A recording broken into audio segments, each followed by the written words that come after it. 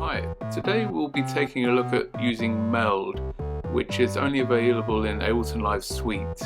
You'll need that version to be able to access this instrument, but we'll be looking at how we can use it to generate some presets using macros and the random function to generate some quite interesting tones. Meld has some very interesting oscillators which, when randomized with some of the other control functions, produce some quite interesting, very digital tones, but very interesting tones. So let's have a look at how it's put together, and if you're interested, how you can build it yourself. Yeah, so Meld consists of a series of, let's turn this down a second. Meld consists of a series of digital oscillators, some quite curious shapes we have here. The types of oscillators, we can go through them. There's a whole selection here on A of FM, curious bubble, chip noise, shepherd's pie, all these strange oscillators, digital oscillators. And we have a second oscillator B here, the same thing. You can also, with these engines, effectively change different parameters here. So we have the ratio here, B oscillator ratio. So you can have a small amount of control, the amount, here we're looking at B here, of both of these oscillators. You have a small amount of control over the oscillators and the oscillator shape. Then you have your envelope section, the LFOs, which I'm not using here in this rack, a matrix as well. It can get even more complicated, but I just wanted a simple rack that would allow me to combine some of these oscillator types, adjust the parameters here, a little bit of filtering, and produce some experimental and interesting tones simply by pressing the randomize button. I can get this combination, these permutations of parameters to generate these different tones till I find one I like. Then I can simply save it over here as a Meld preset. So it's just a way of finding interesting tones, as I say, for music, my music. Very simple how the rack's set up. Not difficult to set up. We have control here in the instrument rack over the high pass cutoff, resonance, some filter drive, the type of oscillator. Here the two parameters, these change depending on the engine in use. So you can see some here we have shape, detune, frequency 1, frequency 2. So these can also be randomized. Then we have drive here at the end. This here, we can drive the signal at the end. We have some control over the AD, the sustain here, and R, ADSR. You can see we can control that. So some very basic controls. This repeats itself for oscillator B. We can change the type. And I've called it tone box. Hit randomize. See what tone we generate. And then simply save it. So it's all very simple stuff, but it's quite fun, and you'll be surprised at the tones you can find in here. And then you can go in, if you want, you can tweak them. You could add LFOs and fill out the matrix, whatever you want. But this, for me, was really a way of solving the problem of having so many oscillators, and each one has a different value. You can sit there for hours tweaking them. But I just find it's more fun just to try and get somewhere with the random and then tweak it further if I need to. Anyway, so that's all that's going on. Let me show you how it's put together. It's very simple, not difficult at all. So as always, I start with my original rack. Just helps me with the names and helps make the video a little bit shorter. You can get your instrument rack here. Just drag one in. Then you can open up here the macro controls with this button, and with this one here you can increase or decrease the number we will be using 12 macros here. Then we need to grab an example of Meld, an instrument, drop it in, and we have a few settings we need to make in Meld just to get it set up initially.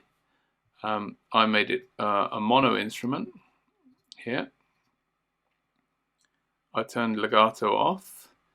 I also set here the filter to a high pass. These are all my own choices. You can, as I say, make your own choice. It's just the concepts I used. I went for the MS2 here, high pass. And for B, I also went for the high pass. Okay, so what else did we have here? Wasn't so much to set up. I think that's pretty much it.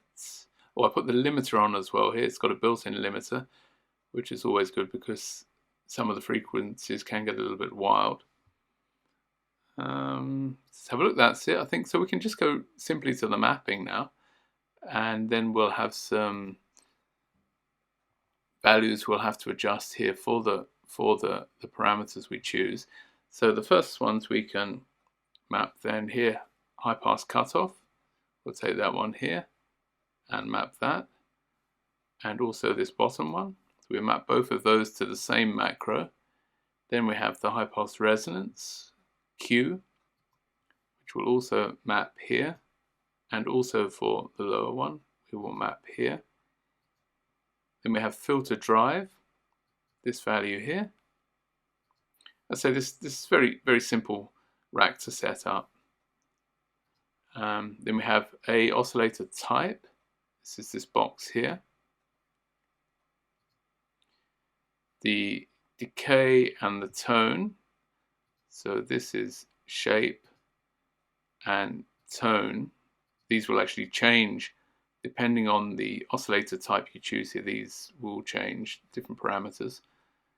Then we'll do the drive, which is here at the bottom. Map that. The ADSR, and I put the sustain over here, and the release here. And we'll do that also for B as well.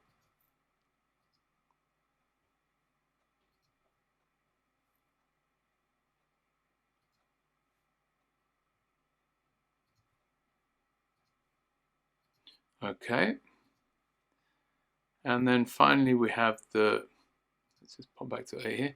Finally we have the B oscillator shape. And one here, the tone. You have to be careful here. I believe that is here, and the rate would be this one here, the tone. Okay, that's all done. Then we have some settings we can make here. Sustain level I left as it was. The release time I limited to 3.5 seconds. I didn't want long pad-like sounds, so 3,500 and 3,500. I didn't want pad-like sounds, and 10 milliseconds here. I wanted more sort of snappy tones. These settings you could adjust yourself if you wanted a longer release.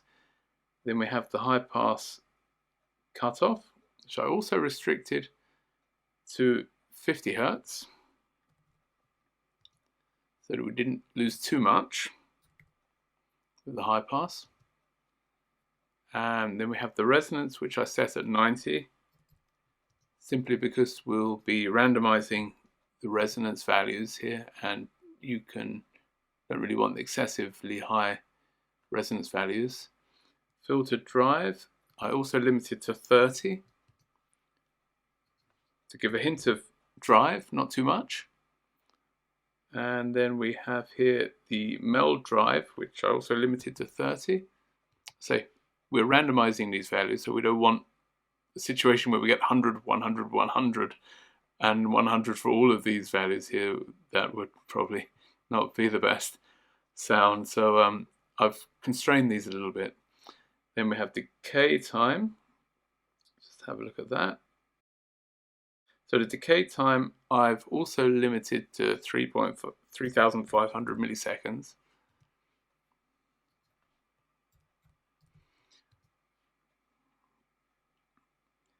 And I have set here this value to 850 milliseconds. Again, all with the purpose of creating these sort of snappy tones, not really pad sounds.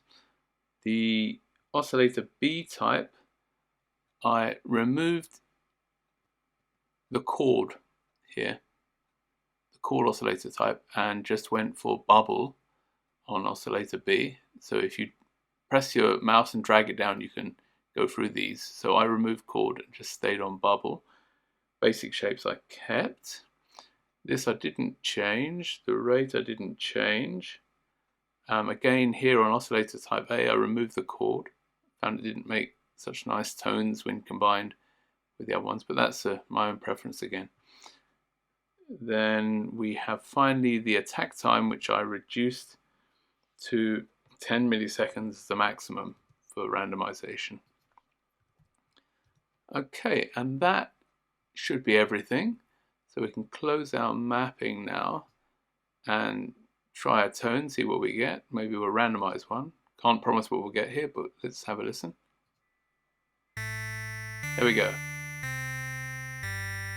Okay, let's try another one. So if you want longer release times, or you want to tweak these tones,